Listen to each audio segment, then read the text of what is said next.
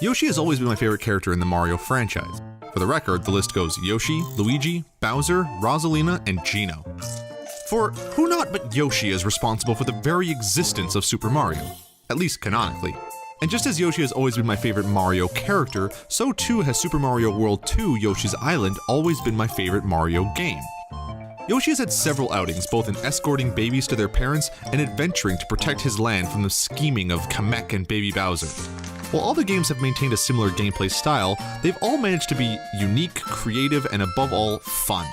However, Yoshi's Crafted World lands somewhere in the middle of these core concepts, maintaining what makes the games great, but failing to build on them in any meaningful way. Yoshi's Crafted World begins with the Yoshis enjoying a pleasant day on Yoshi's Island, dancing around the Sun Dream Stone, a gem-set stone that is said to possess the power to make anyone's dreams come true.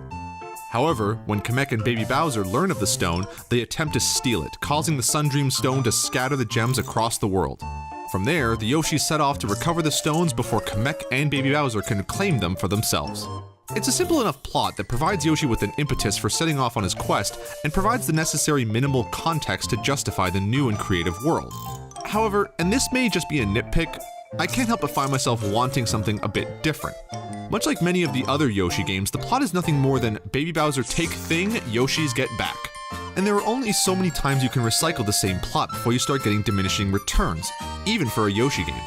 But realistically, the plot is only so much garnish to the main course, the gameplay. Like its predecessors, Yoshi's Crafted World has Yoshi moving through 2D levels, gobbling up enemies, turning them into eggs, and throwing those eggs at any obstacle. Like previous games, there's a light puzzle-solving element to each level, as both finding ways to progress, as well as hidden flowers and red coins require either hitting the right object or a well-timed toss. New to the franchise is how Yoshi's Crafted World changes the way eggs are thrown.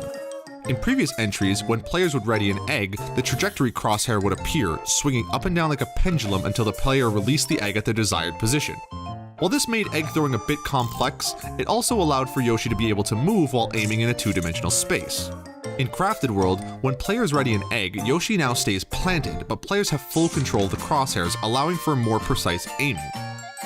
While this adds a lot to the control players have in aiming eggs, and plays into the game's new mechanic of aiming at both the foreground and the background, it reduces the freedom of movement while aiming from previous games, making egg throwing a slower, more methodical process.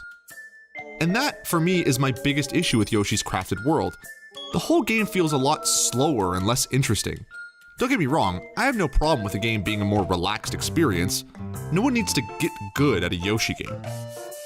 But I just never felt this game grabbing me the same way Good Feel's Woolly World or even Kirby's Epic Yarn did. And every time I started playing, I felt the urge to play something else fairly quick. This lack of hook is something I felt in the game's visual conceit as well. Like its predecessor, Crafted World plays with the idea that the entire world is made of arts and craft supplies.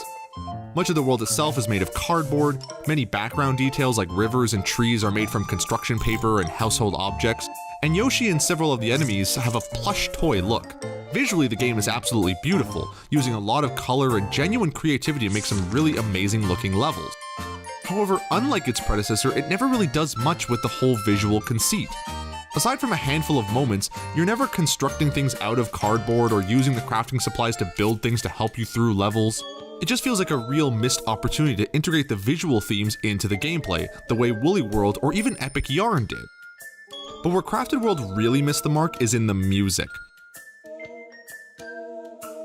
Any player, such as myself, who enjoyed the multitude of amazing tracks from Woolly World is going to be genuinely disappointed with Crafted World, as every level simply either reuses the same main theme or remixes it in a pretty simple way. While the music isn't really bad, it just gets tiring hearing the same track repeated over and over in every single level.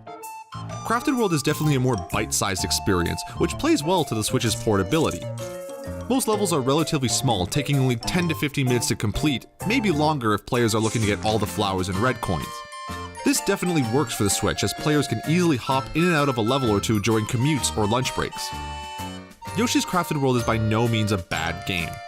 While I think younger audiences will enjoy the slower pace and more relaxed atmosphere, older players may feel the lack of challenge and, like me, get bored pretty quickly. There's definitely a lot to enjoy, but there's definitely a feeling that something is missing.